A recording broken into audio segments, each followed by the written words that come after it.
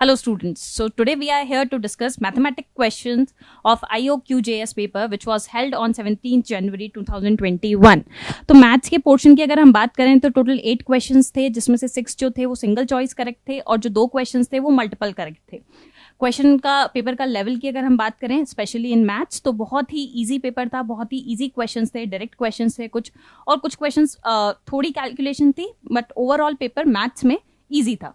So first question जो था आपके पास क्वेश्चन नंबर 19. तो 19 से हम स्टार्ट करते हैं क्वेश्चन को डिस्कस करना.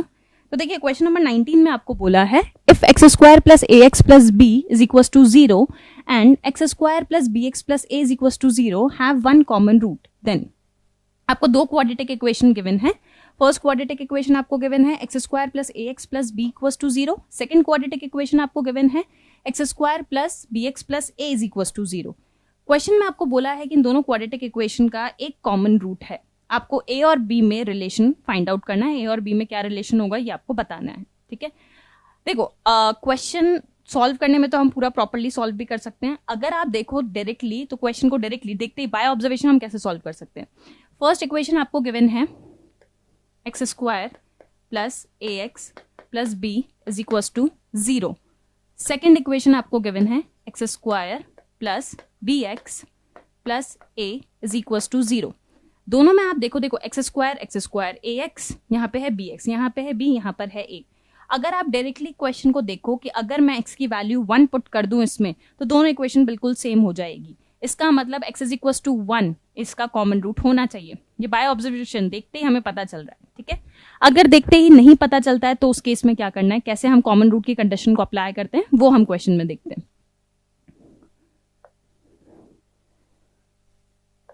तो देखिए कॉमन रूट का कंडीशन क्या होता है आपके पास, x square upon cross multiply होगा ये a square minus b square is equal to, यहाँ पे हम माइनस एक्स क्रॉस मल्टीप्लाई करेंगे ए माइनस बी, कॉन्स्टेंट वाला part 1 upon b minus a.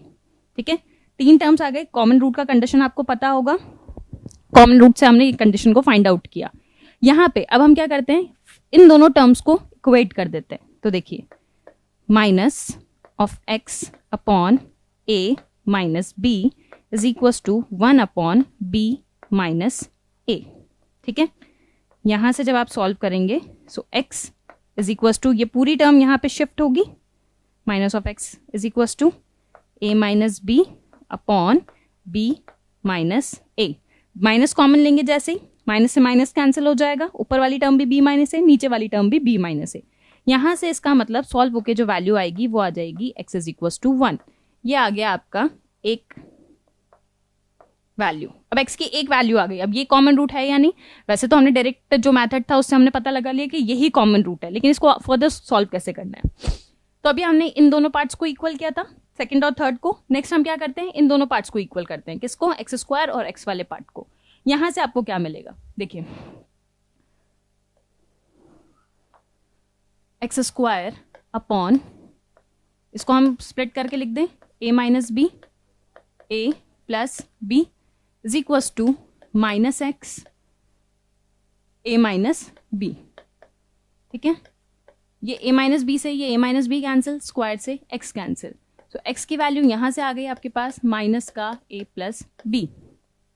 ठीक है, इसका मतलब ये हो गई आपकी इक्वेशन नंबर 2. अब देखिए इक्वेशन नंबर 1 भी आपको किसकी वैल्यू देता है, वैल्यू ऑफ x, और इक्वेशन नंबर 2 भी आपको किसकी वैल्यू दे रहा है, वैल्यू ऑफ x. इसका मतलब इन दोनों इक्वेशन से हम x की वैल्यूज को इक्वेट कर सकते हैं. सो from equation 1 and 2 minus a plus b is equals to 1, which can be written as a plus b is equals to minus 1. तो ये आ गया आपके पास a और b में रिलेशन, जो कि शो करता है option number c. So correct answer for this question is option number c. So next question आता है आपके पास question number 20 which is based on geometry. Geometry का बहुत ही इजी सा कंसेप्ट इसमें फॉलो होगा. ट्रिग्नोमेट्री की हम थोड़ी सी हेल्प लेंगे और क्वेश्चन को हम सॉल्व कर लेंगे. तो क्वेश्चन में आपको बोला है, देखिए 6 circles each of radius 3 centimetre are inscribed in an equilateral triangle ABC. ABC जो ट्राइंगल है वो आपको एक इक्विलेटरल ट्राइंगल गिवन है, तीनों साइड्स इक्वल हैं, तीनों एंगल्स इक्वल हैं 60 डिग्री, ये क्वेश्चन में आपको गिवन है, ठीक है। Such that they touch each other and also touches the sides of triangle as shown in the adjacent figure, then the height of triangle ABC is। आपको इस equilateral triangle में 6 circles given है जिनका radius है 3 centimetre. ये सारे circles जो है ना ये सब इक्वल रेडियस के हैं, ये सब आपस में भी टच करते हैं और ट्राइंगल्स की साइड्स को भी टच करते हैं, ठीक है। हमें ट्राइंगल की हाइट को फाइंड आउट करना है। अब पूरा डायग्राम नहीं बना के हमारा जितना काम है हम हमारे काम का डायग्राम बना लेते हैं। देखिए ए बी सी। अच्छा, ये तो हमें क्लियर है कि जो इक्विलेटरल ट्राइंगल होता है उसके अगर हमें साइड मिल जाए तो हम हाइट इजीली फाइंड आउट कर सकते हैं, ठीक है। तो हमारा पर्पस क्या है, रेडियस आपको गिवन है सर्कल्स की, उन रेडियस की हेल्प से हम ट्राइंगल की साइड को फाइंड आउट करेंगे और जैसे ही हमें साइड मिल जाएगी उसकी हेल्प से हम इजीली उसकी हाइट को फाइंड आउट कर लेंगे, एल्टीट्यूड फाइंड आउट कर लेंगे, ठीक है। तो अब आप ध्यान से यहां पे देखें, ये देखिए ये वाला जो सर्कल है ये वाला, ठीक है।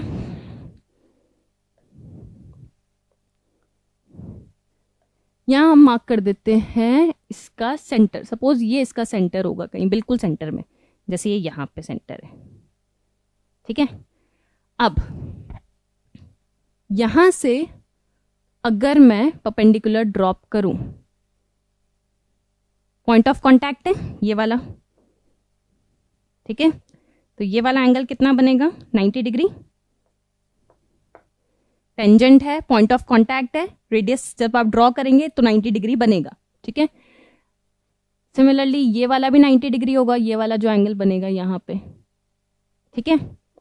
ये दोनों टेंजेंट्स हैं, इसको सेंटर से ज्वाइन कर दें।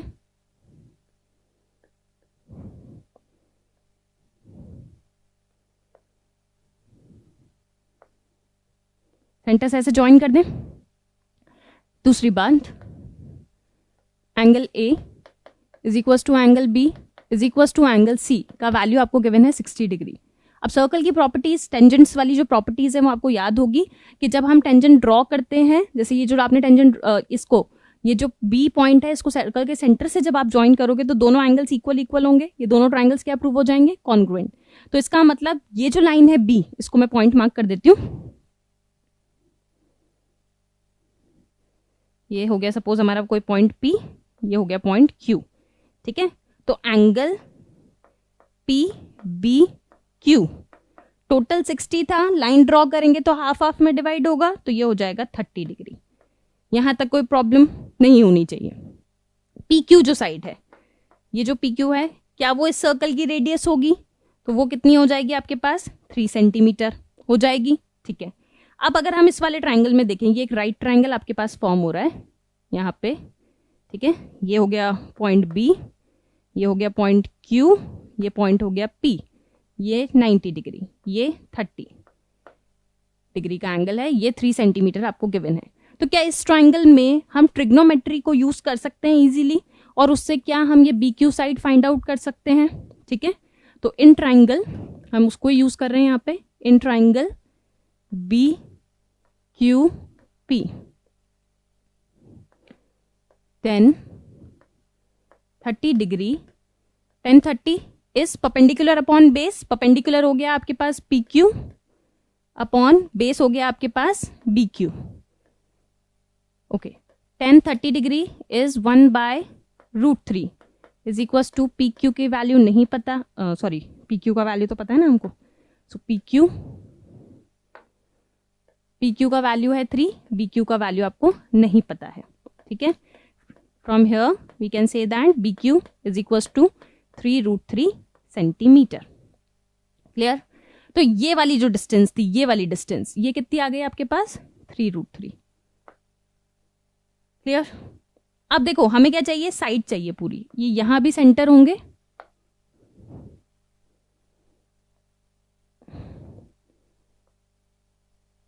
यहां पे हम CR मार्क कर देते हैं। ये देखो इसको इससे ज्वाइन किया, इसको इससे ज्वाइन करेंगे, तो ये जो CR की वैल्यू होगी, क्या वो भी बी क्यू, जैसे ये बी क्यू थी ना, तो जो काम हमने बी क्यू के लिए किया वही काम हम सी आर के लिए भी कर सकते हैं। तो यहां पे हम सिमिलरली करके लिख देते हैं, similarly C R is equal to 3√3 centimetre. ठीक है, नेक्स्ट ये सेंटर था एक और सर्कल का। देखिए इस सेंटर को हमने इससे ज्वाइन किया, इससे भी ज्वाइन किया, ये वाली साइड 3, ये वाला पार्ट भी 3, ये वाला भी 3, ये वाला भी 3, तो ये 4 टाइम्स 3 हो गई। ये Q से लेके R तक का डिस्टेंस कितना हो गया, 4 times 3। So QR is equal to 4 times 3 का मतलब कितना हो गया, 12 सेंटीमीटर। ठीक है, अब देखिए पूरी side BC is equal to, BC का वैल्यू हो जाएगा BQ plus QR plus RC। BC का वैल्यू हो गया BQ plus QR plus RC। ठीक है, BQ का वैल्यू यहां हमने कैलकुलेट किया था 3√3, QR का वैल्यू 12, 3√3, तो ऐड होके वैल्यू आ गई है आपके पास 12 प्लस 6√3 सेंटीमीटर। क्वेश्चन में आपसे क्या पूछा था, height of triangle ABC. Equilateral triangle की अगर साइड ए होती है तो उसका हाइट या एल्टीट्यूड हो जाता है √3/2 टाइम्स। ठीक है, so height of triangle ABC is equal to √3/2 into BC। So √3/2,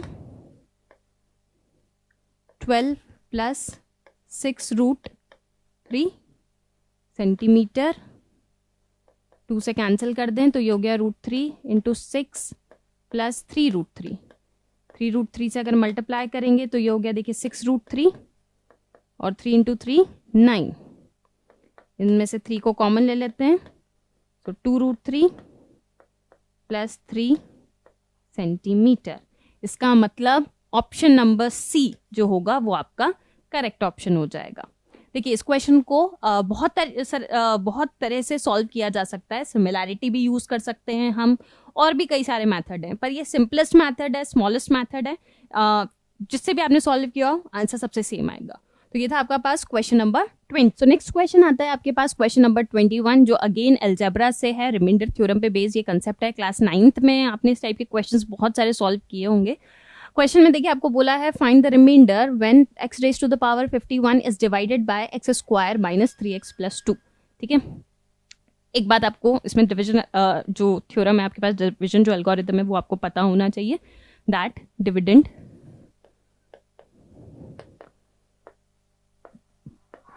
is equals to divisor multiply by quotient plus remainder। ठीक है, दूसरी बात, अच्छा डिविडेंड क्या है आपका, x की पावर 51, डिवाइजर कौन है, x² minus 3x plus 2, quotient क्या हो गया आपके पास, सपोज हम मान लेते हैं QX होगा और रिमाइंडर हम मान लेते हैं कुछ RX होगा। आपको पता है कि रिमाइंडर हमेशा, अगर हम नॉर्मल डिवीजन की हम बात करें तो रिमाइंडर हमेशा डिवाइजर से छोटा होता है, जिससे डिवाइड कर रहे हैं उससे छोटा होता है, और अलजेब्रा में रिमाइंडर का जो डिग्री होता है it should be less than divisor. ठीक है, तो आप क्वाड्रेटिक से डिवाइड कर रहे हो तो रिमाइंडर का डिग्री क्या हो जाना चाहिए, 1, या तो 1 हो जाएगा या 0 हो सकता है, मतलब हमेशा छोटी डिग्री होनी चाहिए। तो क्वाड्रेटिक से हम डिवाइड कर रहे हैं तो मैक्सिमम डिग्री कितनी हो सकती है, 1। ठीक है, मतलब लीनियर मैक्सिमम आ सकता है। तो let the remainder be, let the remainder linear होगा, तो लीनियर को हम किससे रिप्रेजेंट कर देते हैं, देखिए ax प्लस b से। तो आपकी इक्वेशन बन जाएगी x raise to the power 51 is equals to, चलो इसको हम बाद में फैक्टराइज करते हैं, x² minus 3x plus 2, quotient को हम लिख देते हैं कुछ qx, और रिमाइंडर हो गया आपके पास ax plus b is equals to और इसको हमने मार्क कर दिया हमारा इक्वेशन नंबर 1। ठीक है, जो हमारा डिवाइजर है वो एक क्वाड्रेटिक पॉलिनोमियल है, तो इसको हम क्या कर लेते हैं, स्प्लिट कर लेते हैं।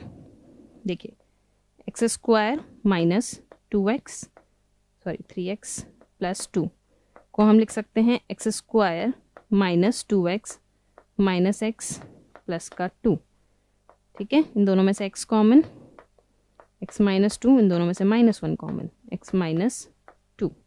तो फैक्टराइज करने पे टर्म आ गई है x माइनस 1 x माइनस 2। इसको हम इसमें पुट कर देते हैं, तो x की power 51 is equals to x minus 1 x minus 2 qx plus a plus b।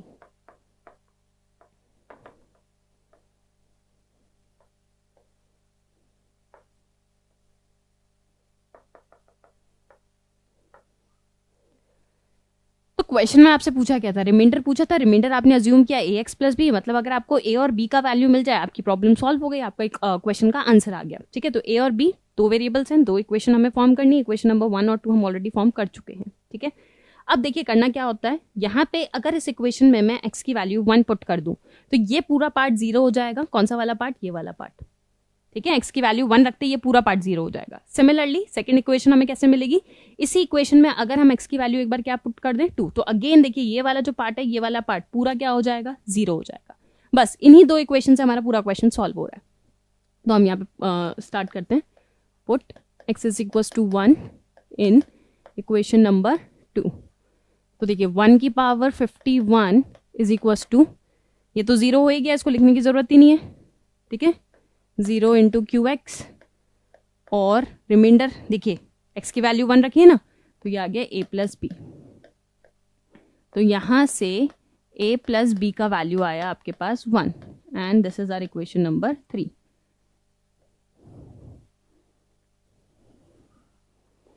Similarly अब हम क्या पुट करते हैं, put x is equal to 2 in equation number 2। So 2 की power 51 is equal to, again पूरी value 0, 0 into q x plus 2a plus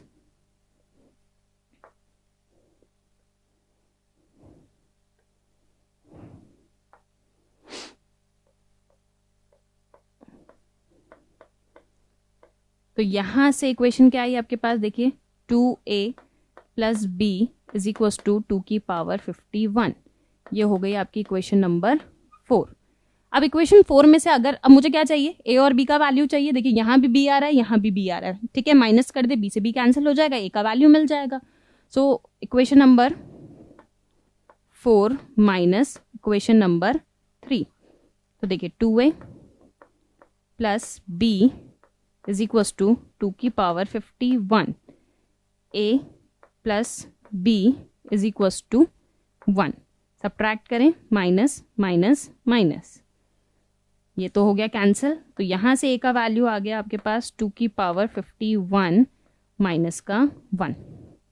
ठीक है, a की वैल्यू को आप किसी भी इक्वेशन में पुट कर दें, इसमें पुट कर दें, 4 में पुट कर दें, सबसे आपको क्या चाहिए, b का value.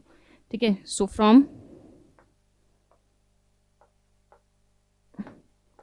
Equation number 3 b is equal to, देखिए a का वैल्यू यहां पुट करेंगे, b की वैल्यू चाहिए तो 1 माइनस a का वैल्यू आएगा, b is equal to 1 minus a का वैल्यू। सो 1 माइनस a का वैल्यू 2 की power 51 minus minus plus, so value of v will be 2 minus 2 की पावर 51। ठीक है, क्वेश्चन में आपसे रिमाइंडर पूछा था, so therefore remainder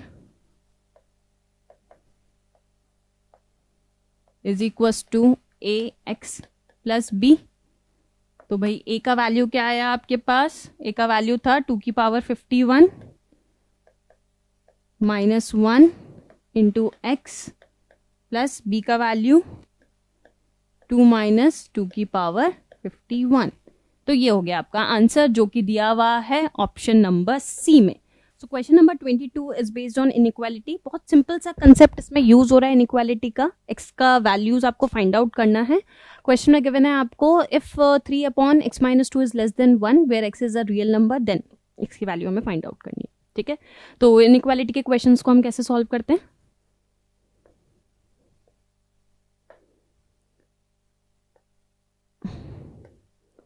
three upon x-2 is less than 1. इस 1 को हम शिफ्ट कर लेते हैं यहाँ पे.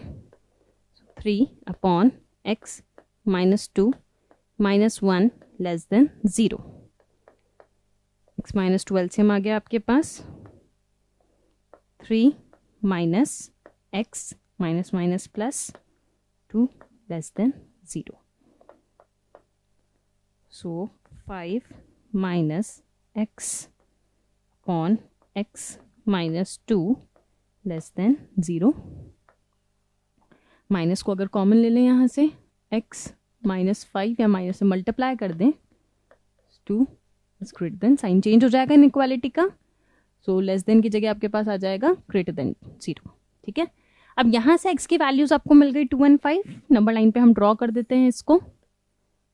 ये हमारा नंबर लाइन हो गया. Minus infinity infinity 2 5 alternate plus minus plus तरीके से कर्व आपका जा रहा है. आपको ग्रेटर देन 0 मतलब प्लस वाला वैल्यू चाहिए. इसका मतलब x बिलोंग करेगा minus infinity 2 union 5 to infinity. अब यहाँ पे ऑप्शंस किस तरह से दिए हैं देखिए. x की वैल्यू 2 से छोटी होनी चाहिए. माइनस इन्फिनिटी की तरफ जा रही है मतलब 2 से छोटा होना चाहिए. And x should be greater than 5 क्योंकि 5 टू इन्फिनिटी मतलब 5 से बड़ा होना चाहिए. That is option number B. X should be less than 2 and x is greater than 5. So option B is the correct answer. Question number 23. 23 based on number system. Easy सा question है. Sum of digits आपको find out करना है. Question में आपको बोला देखिए if 100 raised to the power 25 minus 25 is written in decimal notation then the sum of the digits is.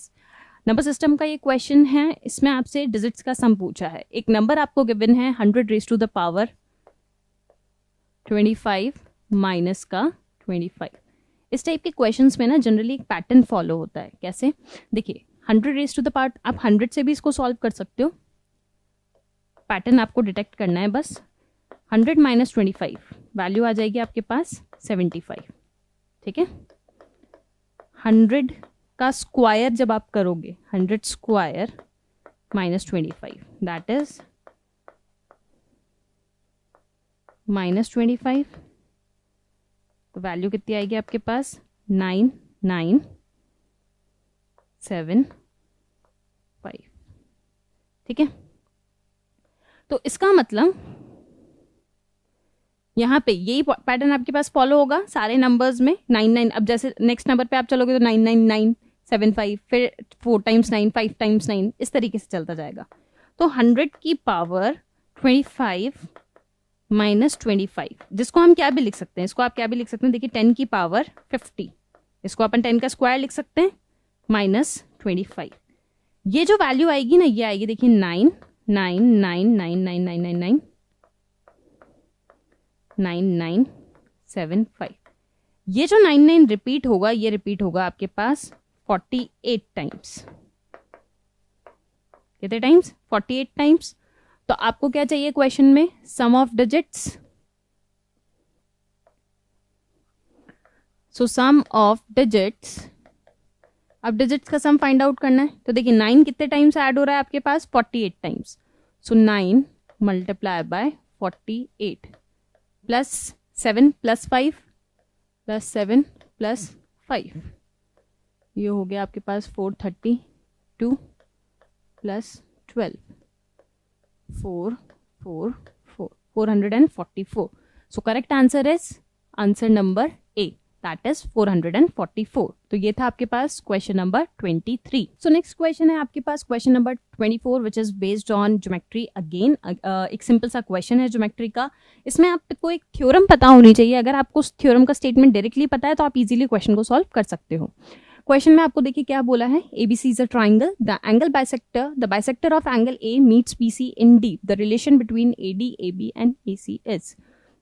आपको क्वेश्चन में एक ट्राइंगल गिवन है, ट्राइंगल ABC। ठीक है, ट्राइंगल के बारे में कोई इंफॉर्मेशन नहीं है, जनरल ट्राइंगल है ये, triangle ABC।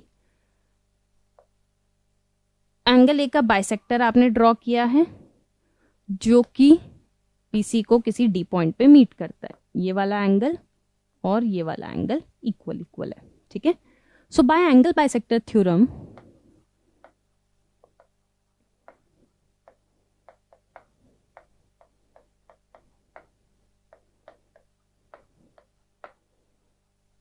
Angle bisector theorem का एक स्टेटमेंट आपको पता होगा। देखिए AB upon AC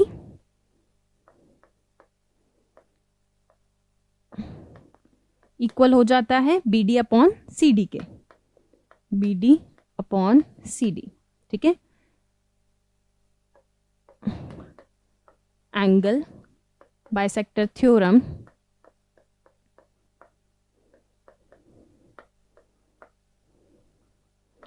also states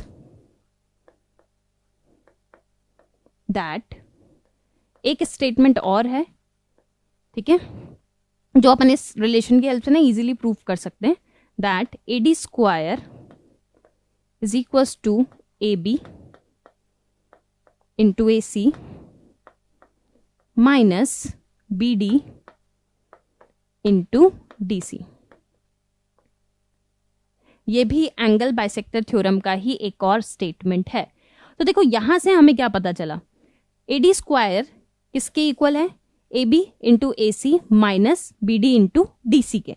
ठीक है, तो देखो ये AD स्क्वायर की जो वैल्यू है वो क्या है, AB इंटू AC में से कोई वैल्यू सब्ट्रैक्ट हो रही है। अगर कोई वैल्यू इसमें से सब्ट्रैक्ट हो रही है तो क्या हम ऐसा लिख सकते हैं, देखिए AD square is less then AB into AC, ऐसा लिख सकते हैं हम। मतलब ये इससे तो छोटा ही होगा ना, क्योंकि वैल्यू कम हो रही है उससे। सपोज ये वैल्यू 100 है, उसमें से कुछ माइनस कर दे तो ये 100 से तो छोटा ही वैल्यू आएगा। और क्योंकि AD स्क्वायर इससे छोटा है तो AD की वैल्यू भी डेफिनेटली इससे क्या आनी चाहिए, कम आनी चाहिए टू AC। तो ये जो ऑप्शन होगा ये आपको किसमें मिल जाएगा, option number D। So option number D is the correct answer for this question. तो ये था आपके पास क्वेश्चन नंबर 24 जो कि लास्ट क्वेश्चन था सिंगल करेक्ट वाले में से। नेक्स्ट दो क्वेश्चंस और हैं हमारे पास, question number 31 and 32 which are multiple choice correct. So next question है आपके पास question number 31 which is multiple choice correct, multiple correct answer, एक से ज्यादा करेक्ट आंसर है इसके। और ये क्वेश्चन बेस्ड है आपके पास trigonometry plus quadratic equation. Trigonometry का यूज, ट्रिग्नोमेट्री का क्वेश्चन है और सॉल्व ये क्वाड्रेटिक इक्वेशन से होगा। तो देखिए क्वेश्चन में आपको बोला है if x is greater than equals to 0 less than equals to pi and 81 sine square x plus 81 raise to the power cos square x is equals to 30, then x का value आपको चाहिए। और question को बहुत easy कर दिया है ये, और यूजफुल इन्फॉर्मेशन आपको दे दी है that pi radian is equals to 180 degree, 180 degree के इक्वल होगा साइन 180 माइनस थीटा, किसके इक्वल होता है, साइन थीटा के। थीटा का वैल्यू, साइन थीटा का वैल्यू 0 से बड़ा है और थीटा 0 से 180 डिग्री के बीच में है। ठीक है, तो बहुत ही कुछ इस क्वेश्चन में आपको ऑलरेडी गिवन है, आपको सिंपली इसको सॉल्व करना है और x की वैल्यूज क्या क्या हो सकती है ये हमें बतानी है। ठीक है, क्या क्या वैल्यूज x की आ सकती है। तो स्टार्ट करते हैं। देखिए क्वेश्चन को, क्वेश्चन आपको गिवन है 81 raise to the power sine square x plus 81 raise to the power cos square x is equals to 30। ठीक है, so 81 sine square x plus ये हो गया आपके पास 81। अच्छा, साइन स्क्वायर x को हम 1 माइनस कॉस स्क्वायर x को, sorry 1 minus sign square x put कर सकते हैं इक्वल्स टू 30। इसको सॉल्व करते हैं तो देखिए 81 साइन स्क्वायर एक्स प्लस, इसको अपन क्या लिख सकते हैं, 81 upon 81 raise to the power sine square x is equals to 30. Let 81 raise to the power sine square x is equals to t. तो देखिए यहाँ पे ये वैल्यू हो गई t plus 81 upon t is equals to 30. ठीक है,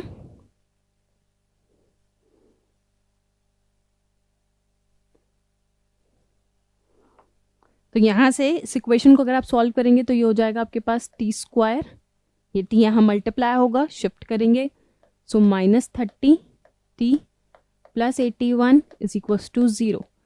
bye splitting the middle term -30 can be written as -27 -3 plus 81 is equals to 0.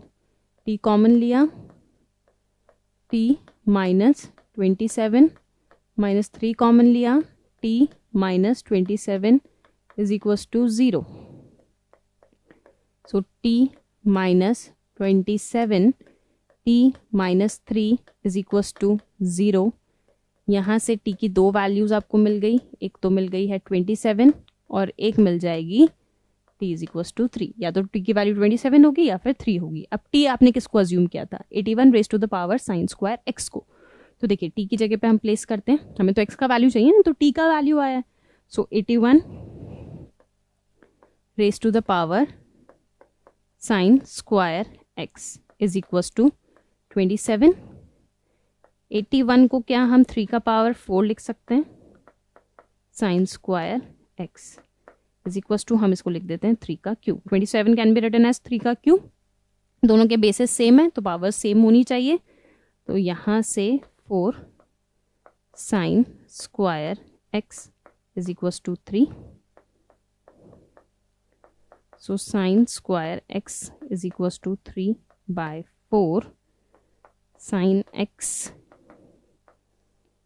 Is equals to √3 by 2.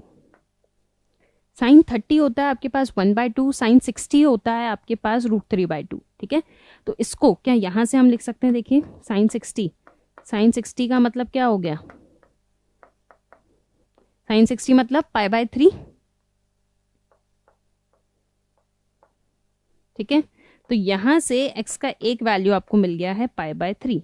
और π/3 को अगर आप पाई में से माइनस करोगे, क्योंकि आपको पता है देखो sine 180 minus theta is equal to sine theta, तो साइन 180 माइनस π/3 यानी पाई माइनस π/3 कितना हो जाएगा, 2π/3. तो यहां से एक वैल्यू जो आपको और मिलेगी, यही सॉल्व कर लेते हैं हम, and pi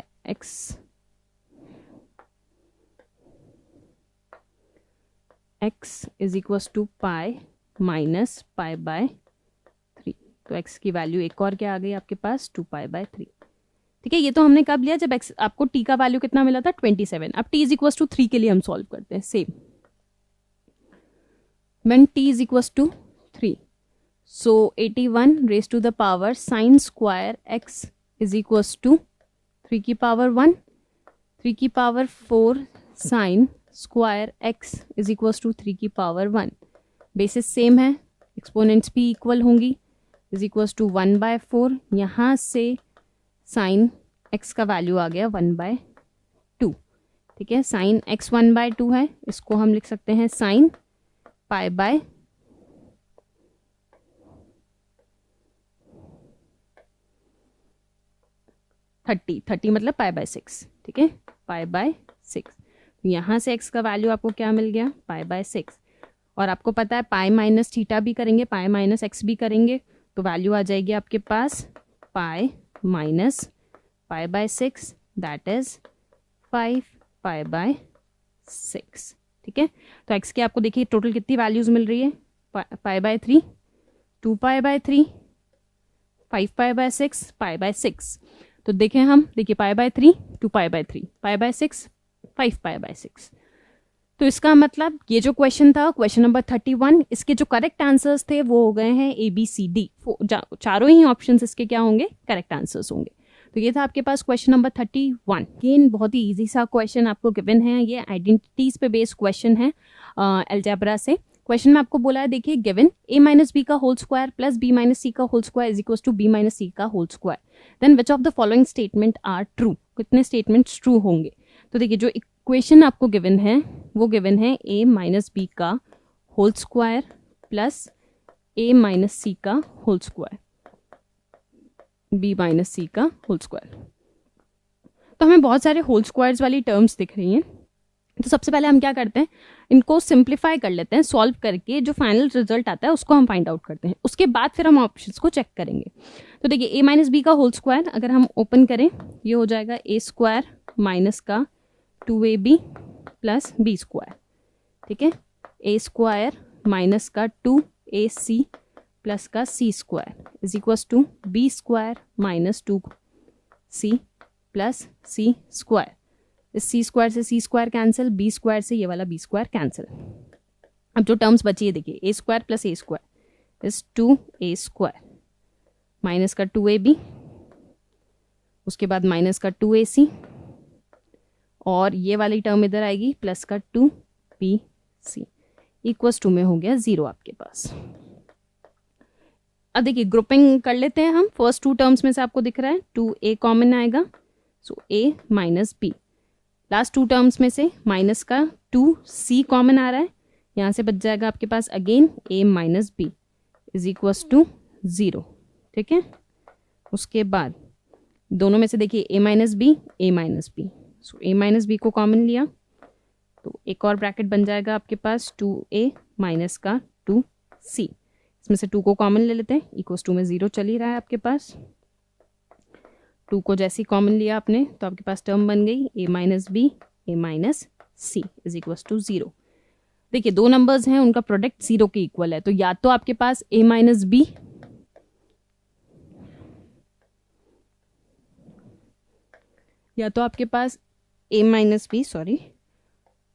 a minus b equals to 0 होगा, और a माइनस b अगर 0 के इक्वल है तो a is equals to b हो जाएगा,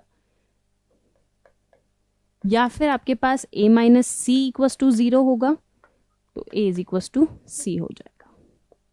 तो ये दोनों ही कंडीशंस आपके पास क्या हो जाएगी, वैलिड हो जाएगी।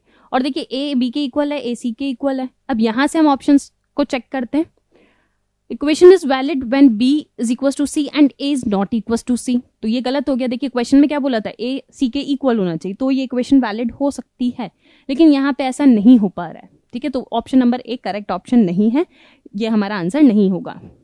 Option B, equation is valid when a is equal to b, तो ये कंडीशन हम अचीव कर चुके हैं, ये कंडीशन हमें मिल चुकी है, तो इसलिए बी करेक्ट ऑप्शन होना चाहिए। सिमिलरली ऑप्शन सी आपको बोला है equation is valid when a is equal to c, वो भी हम यहाँ पे देख पा रहे हैं, a is equal to c हमने प्रूव कर दिया है, तो ये वाला भी करेक्ट होगा।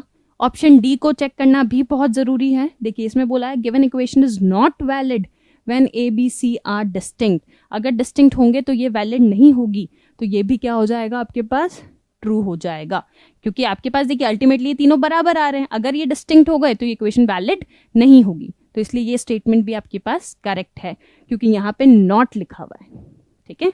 तो ये हो गया आपके पास क्वेश्चन नंबर 32, जो कि मैथ्स वाले सेक्शन का लास्ट क्वेश्चन था। तो थैंक यू वेरी मच।